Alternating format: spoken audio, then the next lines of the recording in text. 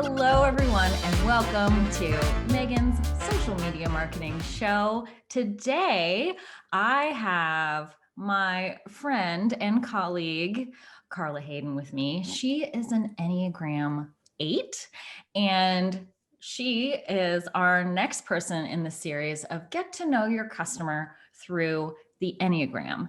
The idea being that in modern marketing, we try to appeal to that one perfect customer.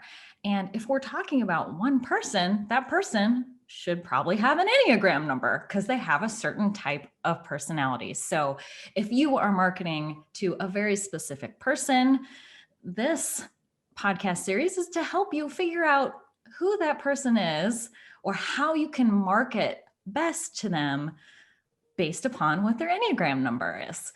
So without further ado, I'd love to welcome Carla. Thank you so much for being with me here today.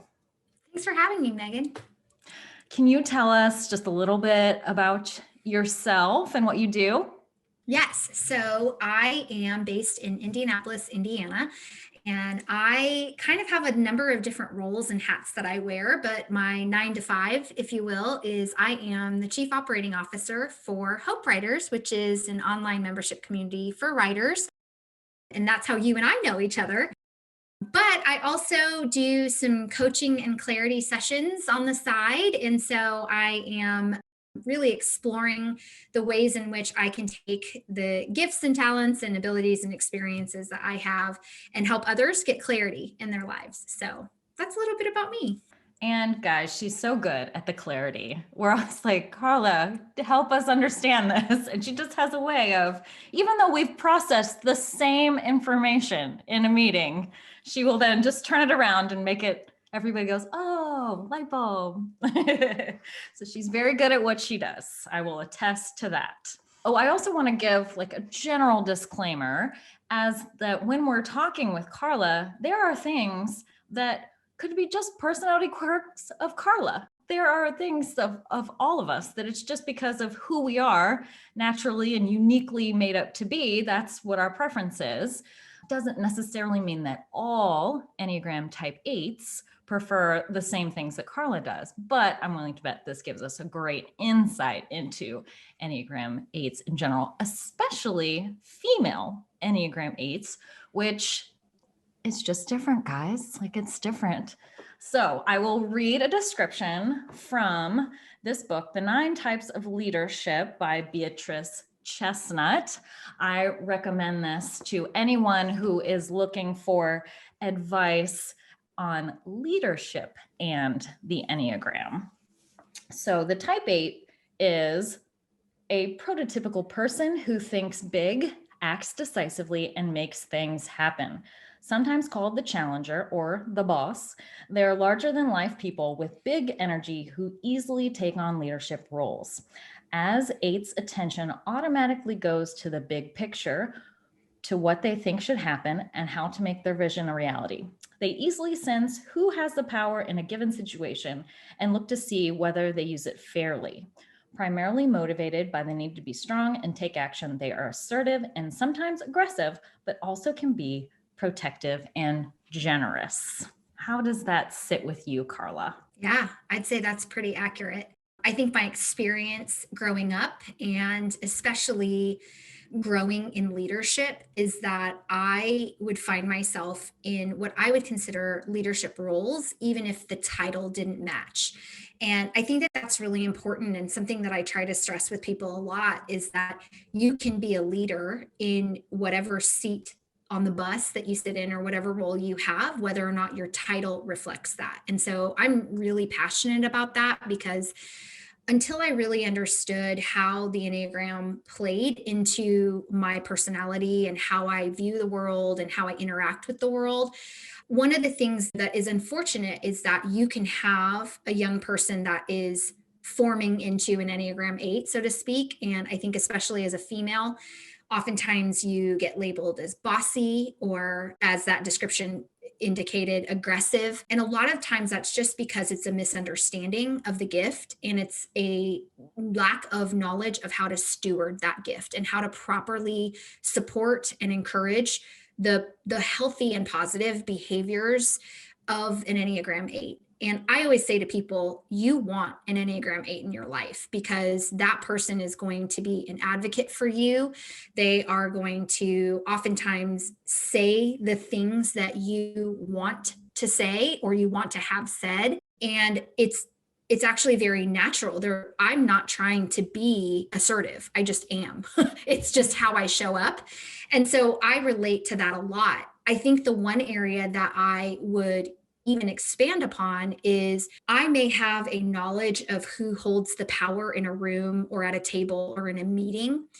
As a leader, it's really important for me to make sure that everyone knows that they have power in their own place. And so it's not even just enough to recognize, oh, who holds the power. I think if you're unhealthy, you'll gravitate towards that person for your own self, like meeting your own needs versus using your position of leadership to help redistribute power or equip people or empower people to use the power that they have inherently within them. That's a very good insight. And I know that is a focus of attention. The justice is a big focus of attention for eights. And you perceiving that and then wanting to help distribute the fairness amongst everyone and give everyone a say. Yes, I totally agree with you. I have several Enneagram 8s in my life, and I find myself leaning towards them when I'm like, this is wrong, right? Yeah. Can you help me wrap my brain around this? Am I perceiving this in the right way? And I always know that they'll be there fighting for you, championing for you in your corner. They'll help you steer right, even if they don't agree with what your decision is or what you're wrestling with. And they generally, what I love too about them is that they don't hold beefs. They're like, you could have a knockdown, drag out fight, and then they're like, cool. And that's it. They're not going to hold it against you. They're just, yeah, they're lovely people. I love eights. So, yes. Well, and I should also say that we hear that word injustice. And I think for a lot of us, we think about big issue, social injustice type things. But injustice is just simply something that isn't right. It just isn't right. It could be a process in a company, it could be a strategy. It doesn't necessarily have to be these big heart issues. Sometimes injustice, especially in the work that I do, helping people think rightly about themselves or about the situation that they find themselves in, that's where my clarity gift really shows up is, okay, I know that it seems to be this way. It can seem really overwhelming, or it can seem like moving really fast or whatever. And what I bring to the table is let's pull back, let's pull up and out of the situation. Let's look at it from a higher perspective or a different point of view. And let's rightly align our thinking so that we can move forward with confidence, with as much information as possible versus limited information or limited emotion. And so I think that that's the big thing too, is that I'm not necessarily out there picketing or on a social injustice gathering. That isn't necessarily, you were talking earlier about what my personal quirks are. Like, that's not how it shows up in me. The way it shows up in me is when I come into a situation, a relationship, a corporate office, a boardroom, whatever you want to look at. And I'm able to kind of look at the whole picture and help us move forward where it's beneficial to everyone, not just one person. And so that I can partner really well with people that are known as visionaries, because oftentimes when you have a visionary leader, they can see step 1 and 2 and steps like 98, 99, and 100, and not anything in between, not the details. And then they're leading teams of people. And where the injustice comes is that people don't have the time or the tools necessary to be successful in their roles. And so I partner really well with visionary leaders like that, because I do have that ability. I am able to see big picture, but also details. And I also lead with my heart, which is, I think, a misnomer about Enneagram 8s, is that we're all muscle and we're not heart. And that's not true. I actually lead with my heart. I care very much about people. And it's because I care about people, I want to make sure that they have what they need to be successful. Mm-hmm. Yes. And the piece that I identify What you said was that the people who are there that are in charge of the details, you're helping to give them a voice because most likely they are not the ones at the top. They are not they're the ones that are performing out what the visionary is saying. So oftentimes they feel like they feel like they don't have a voice, or they literally don't have a voice at the table. You help equal out that a little bit and give it away, which I so appreciate about you, Carla. So I could talk about this all day, but we do need to get into Social media. All right, let's dig in. So can you give me just an overall view of what, let's call it, your social media life is like? How much time do you spend on it, maybe per day? What draws you in? Where can you go in a rabbit hole? What platforms do you like? Just an overall general view. Yeah. So I think platform wise right now for me, I would say I can be found probably in 3 different places. One of them would be Instagram, the other would be LinkedIn, and then most recently Clubhouse is a place that I have started to interact quite a bit. It's different for me on each platform though. So Instagram is something where I have a personal and private Instagram account. And so the people that I'm following and that are following me, there's not a level of service. Like I'm not posting things to serve an audience in that regard. I'm just sharing my latest donut run with my friends and family. And equally, I'm following people that I care about, not necessarily businesses or accounts that are going to serve me and my business endeavors. It's more of it's truly a social area for me on that private account. I also have a public account that I am just starting to develop and build, where I do have a desire to serve a specific audience, a specific community of people. And so I tend to follow different accounts that would be, in my mind, would I be reposting their content?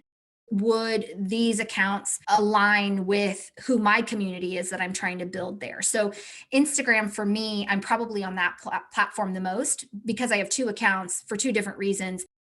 But it's also the easiest for me, especially on the personal side of things. It's the easiest place for me to go to just zone out, whether I'm watching a story or I'm scrolling through my feed. It's something that I can do and it doesn't require a lot of me. And one of the things about whether it be my Enneagram type or just my role in life as a leader, I am constantly having to be switched on. I'm constantly having to be in a place of pouring out and giving direction and leading and responding to Voxer messages, looking at document, like there's a lot of output. And so a lot of times I will go to Instagram if I feel like I've reached my max capacity for information, right? Information overload or output overload in that regard. And so Instagram is a little bit of a mini escape for me during the day. And that's what I use that for. My LinkedIn platform is a lot more intentional. I use it truly for business. And so I'm not posting a lot about my personal life there. I'm posting about conferences that I'm going to. I'm posting about books that I've read. I really desire to provide value to the people that follow me on LinkedIn. And so even if I'm posting about conferences, it's not hey, look at me and look what I got to do. It's more, here are my top 3 takeaways. And I really like to get down to, if you had gone to this conference, this is maybe what you would have taken away from it. Or if you've heard about this book, this is what I took away from it and why you should read it. And I don't have any issue telling people you should do this. I think that's the other thing about being an Enneagram 8. I have no qualms about saying, I read this book. Here are my 3 takeaways. You should get yourself a copy. And I love promoting people on LinkedIn. So I love, if I've read something, I love tagging the author or tagging the podcast and directing people to that area. And I think that again comes with being an Enneagram 8 leader, is I'm wanting to constantly steer people a certain direction that I think would be beneficial for them. And then Clubhouse is a new one for me. And I'm just really loving the type of community and the rooms that I'm in there, which I've curated. What comes up in my feed there are things that align with either my faith background or being a female in leadership or being an Enneagram 8. Like those are the types of rooms that I'm finding myself in, because I listen to podcasts to learn and to glean information, but it's very one-sided. It's that conversation is happening or has happened, and I'm listening to it after the fact. Where Clubhouse, I'm getting to engage. And so I don't tend to be a voyeur in Clubhouse. I want to be an active participant. So I'm only stepping into rooms where I feel like I can contribute to the conversation. So for those who are not well versed in Clubhouse, in your words, explain to us what Clubhouse is. Clubhouse is an audio only social media platform. And the best way that I would describe it to somebody is it's like going to a conference that has breakout sessions. So you kind of get to see, oh, that would be an interesting room for me to step into. And you go into the room and you sit in the audience and you're muted because you're in the audience. And there's a panel of people that are speaking about a certain topic. And the thing that they allow you to do on Clubhouse is to raise your hand, and you can be invited up to the microphone to either ask a question of the panel, or you might be invited to be on the panel yourself because you have something to contribute to the conversation. And the great thing about it is if you step into that room, just like you would at a conference, going to a breakout session, if you find after 2 or 3 minutes, like, oh, this isn't what I thought, or this isn't interesting to me at all, you can leave quietly and there's no harm, no foul. So you're not hurting anybody's feelings. You're just like, nope, I'm going to go to a different breakout session, or actually I need to get somewhere else and I don't have time to finish this conversation and I'm going to leave quietly. So that's how I describe it to people. That's a very good description. I've also heard it's kind of a combination between a conference call and a podcast, a live podcast, where if you went to a live podcast, there would be people up there talking, but usually there's like a Q&A portion that you'd be able to contribute to. So I love that you are on Clubhouse and really loving it and getting into it. I am so interested in that platform and where it goes from here. I haven't taken the time to really delve deep into it, but I know that Facebook is working on their own version, and you know how they are with stealing things. So yes. I'm kind of like hesitantly sitting back too of what's the future of this type of it's not really a social network, but it's more of a publishing platform, I might say, but there's a combination of both. The great thing that I love about it is your bio can be as long as you want it to be. And so unlike some of the other social media platforms that are really limited in characters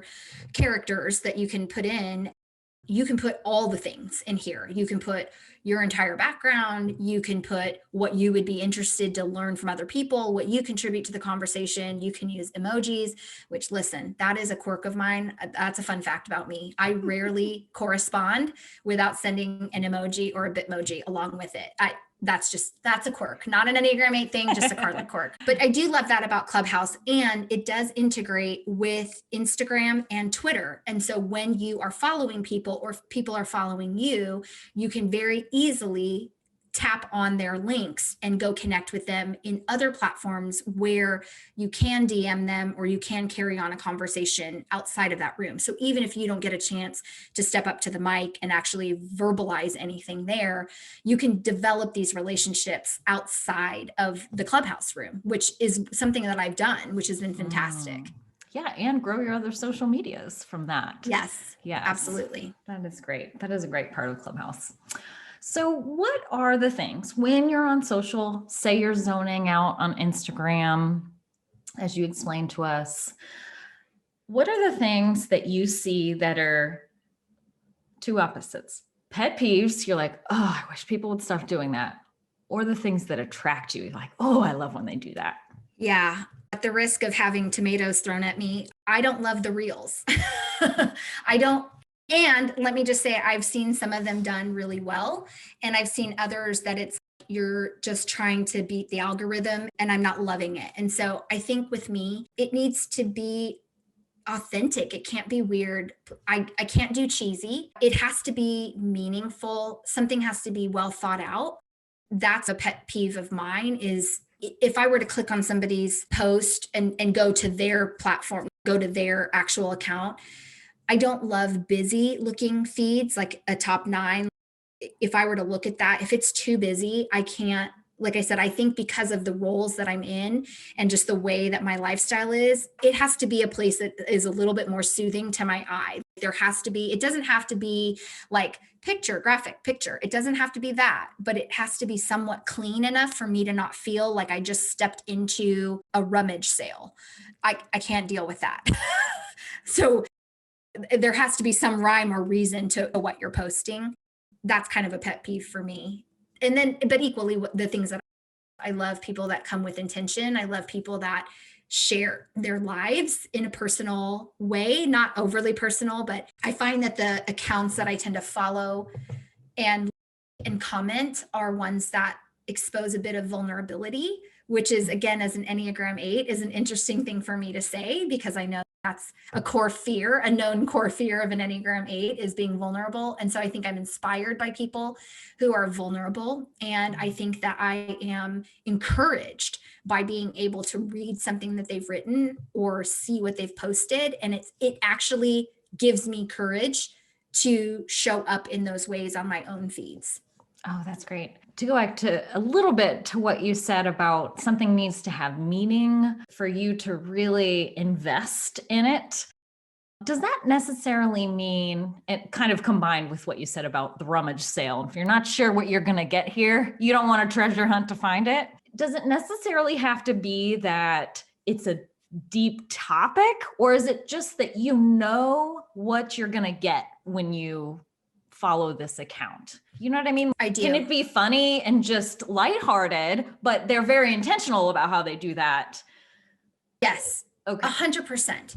The second thing that you talked about. And as a matter of fact, I don't always need deep. I mean, I'm a deep person. So sometimes I am going to Instagram as an escape and I'm wanting it to be fun. You are a really great example of that. You do reels. But what I take away from your reel is I don't know how long it takes you to actually produce one, but they're so well produced and they're well thought out and they make sense and it's on brand for you. And so I know if I'm looking at one of your reels or following your story, there's a consistency there. And I know what I'm going to get when I come to Megan's profile. And so what I don't love is somebody that's just doing it because this is what Instagram says you should do in order to get more likes and follows. Like that comes through and it's kind of a turnoff. So I like the authenticity. It doesn't have to be deep. It doesn't even have to be serious, but it does need to be consistent. Love that. And thank you for that compliment. I appreciate that. I'm glad that comes through. So was there anything else that let me put it this way.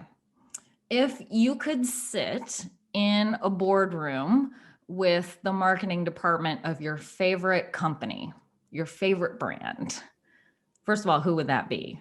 Just if you could pick. Brands? Don't have to think about it too bad. Like your favorite store or anything. It's funny. I tend to follow more people than I do brands. Oh. Now that I think about it, I don't tend to follow brands. I follow people. Okay. See, there's another good insight. This is so good. So say pick an influencer or whomever you want. If you were to if you were invited in there and they were to ask you, what can we do to get all the Enneagram 8s flocking to our account? What would you tell them? I think it goes back to what I was saying, that there has to be a consistency to, even as an influencer, you have a brand. And so there has to be a consistency to that.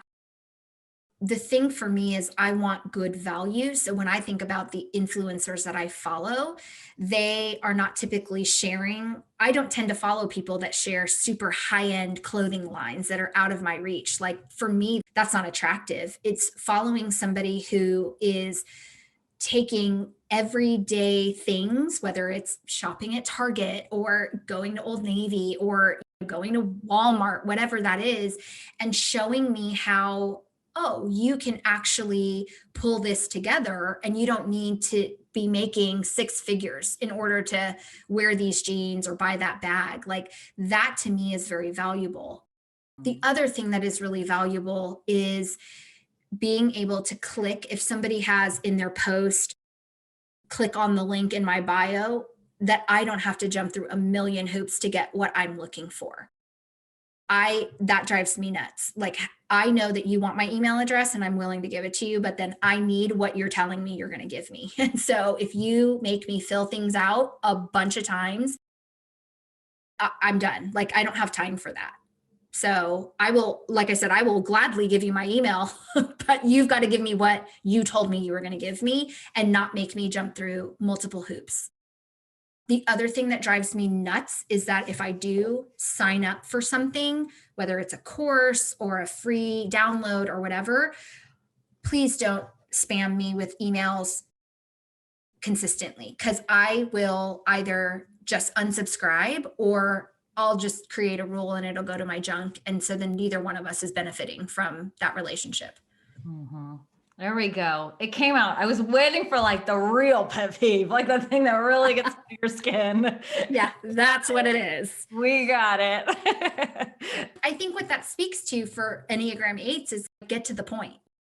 Like, yes. We are a get to the point kind of people. And so I think in that regard, listen, we know you're trying to build your platform. You need to get as much value out of us as we're giving to you as customers or consumers. So I will give you my email address or I will give you my time. But I won't mention names, but I'm on an email list and I got hey, we're doing this live training, this and that. And so I clicked on it and I was like, yeah, this is great. This is going to help me. And I'm not kidding you, Megan. They were 40 minutes into this webinar that I don't know. I thought it was going to be an hour. It ended up being probably an hour and 20 minutes, an hour and 30 minutes, but 40 minutes in and you haven't provided me any value. It was so discouraging and frustrating because time is such a precious commodity and time is unrenewable. It's the only energy that's unrenewable. And so if I'm going to give you my time, you've got to give me value for that. And so that is another thing, is that if you're going to tell me that I'm going to get something out of it, get to the point. That's good. That also relates back to what you were saying with, if I'm going to even keep my eyes on the screen for 30 seconds for this reel, you better deliver. Yeah. Right? Like, what's the point of this? Right? Exactly. What is the point? That makes sense. This makes total sense. Okay, so let's get into a little bit of a rapid fire. I mean, feel free to expound if you like. However, I'm going to ask you about each of the platforms and in general, do you use them, not use them? I love them for this. Don't care. Okay. So Facebook. I have it because I have to. Don't spend time on it. No, and I don't post on it.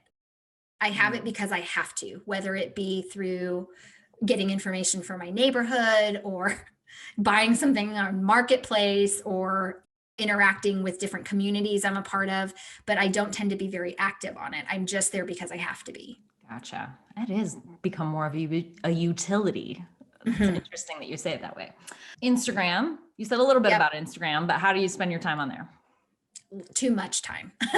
It's usually first thing in the morning, last thing at night, and pockets of time throughout the day. And I'm switching back and forth between my personal private account and then the budding public account that I'm growing. So you switch between stories and feed and.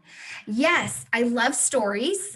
I do love stories. And I love, even if I'm following an influencer or a brand or a human, like a one singular person human, I love taking polls because as an Enneagram 8, listen, you want my opinion on something? I'm here for it. So put up a poll, put up something I can click yes, no to, or one of the things that I have to select A, B, C, or D, no wrong answer. Like, I love doing that. That takes very little from me, but if I'm providing value for you, that's a win. I love giving my opinion. So if you are asking a question about, hey, where do you shop? Or what's a book you've read lately? Or what floats your boat? What, any of that, like, I will answer in those boxes. So if you want me to follow you. Love it. And I would absolutely agree with that. Everybody do more of those. Okay, Twitter. I have a Twitter account. I, in the past, have mainly used Twitter like a filing cabinet. And I know that sounds strange, but I would follow accounts that would post to articles. So they would give their 2-line blurb, and then it would take you to an article. And so I would use my Twitter almost like a pin board or a filing cabinet where I'm like, ooh, that's a good article. Let me save that. Let me save that. Newsfeed? Or newsfeed. A little bit. I'm not as active on Twitter, but again, it's one of those things where I have an account and I'll maybe use it, but it's not my primary platform. Okay. Pinterest. I do have a Pinterest. I don't post outward. I use it to save things, mostly how to combine all of my essential oils, mostly that. Sometimes recipes, sometimes mood boards, a lot of times mood boards. So the other thing about me is, in addition to being an Enneagram 8, for those who are familiar with the Colby assessment, there's kind of 4 different categories there. And I am an 8 in the fact finder category. And so I am a person that, although can make decisions and I can be a very decisive person, I need a lot of information in order to make that decision, because when I make that decision, I want to love the decision I've made. So if it's everything from hiring a handyman to buying a pair of jeans to following somebody, I am going to be that person. It's like what I shared earlier about LinkedIn. It's, if I'm going to follow you, Megan, I need to be able to share that with my friends. And I need to do that in confidence, because I'm putting my name on the line that this is what I like. And so because I'm that way, I use Pinterest almost for my own sense of processing. Let me create, if I want to have a home office, and that's new because COVID, let me create a board that is just for me and let me see what I pin. It's almost like I don't necessarily know what I want until I see, oh, this is my own pattern. And then that helps me quite a bit. That's good. Okay. LinkedIn.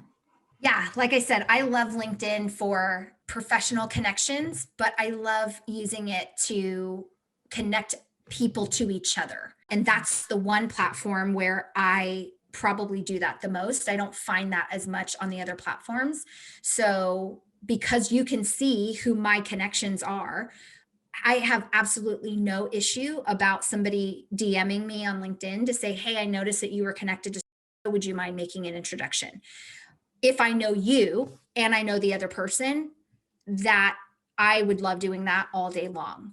What I don't love is you are connecting with me and you're connecting with me because we have the same connections, but you aren't trying to get to know me at all. And then you end up in my DMs about, hey, do you have time? Let's get on a quick call. And it's like, why? Who are you? And what value do you provide me? If you read my bio at all, or my job history or whatever, you would know I'm a busy person. So you need to tell me why you want to meet with me and what value you're going to bring to the table for me, because my time is valuable, just as anybody else's is, but even more so, like making that connection with me and wanting to get on my calendar. You've got to give me a really good reason why I would sacrifice meeting with Megan as a colleague, as a friend, to meet with you, somebody who you're just spamming. So yeah, that tends to be a pet peeve for me. Unfortunately, yes. The LinkedIn lends itself to a lot of that. But I agree with you, though, that it's very unique in that you can, it really is the only one where like, we're here for business. Yes. This is what we're here for. This is very clear. Okay, so YouTube. YouTube, I think I use it, funny enough, I use it to watch trailers for movies. So if I'm going to be watching something on Netflix and I'm like, that looks interesting, but it doesn't have a trailer, I'll go to YouTube. Or if somebody has said, hey, have you seen that thing? I'll go to YouTube. I don't tend to use it as a learning tool, funny enough. I tend to use it more for entertainment. Yeah. Until recently, until this podcast, I was not producing anything to post on YouTube. So that was, like you were saying, Instagram is kind of, you're like, I'm just going to zone out here. Totally how I'd use YouTube, because I didn't feel like it was working when I was on it. So that, I think everybody has that guilty pleasure platform. Yeah. They just go to zone out. Speaking of a guilty pleasure platform, TikTok. No, I'm not on it at all. No, I can't. That was the answer. No, not on it at all. Not something I'm going to take the time to learn. I think also I have such this visceral reaction to Reels. I'm definitely not going to go to a totally different platform to learn something very similar. It doesn't speak to, I don't know what it is about it, but it doesn't speak to what I find valuable. So it's no. It's a no. Didn't It's a no I for didn't me. even go there to reserve a handle. Like, just to give you one idea, I didn't. Oh, The way that I got into Clubhouse was because I was encouraged by another marketing professional, just even if you're not going to do anything with it, just reserve your handle. So I thought, okay, well, I'll just do that. And I got put on a wait list, and then I got let in, and here we are. I won't even do that for TikTok. I'm not even interested. So no, I'm not interested. wow. No lack of opinion here. There we go. I love that. No, I love it. Okay, so after asking you all those questions and talking to you about all the different platforms, is there anything I've missed? Is there anything that you'd like everyone to know about an Enneagram on social media that we haven't talked about yet? One of the things that I see specifically on Enneagram accounts is the portrayal of an 8.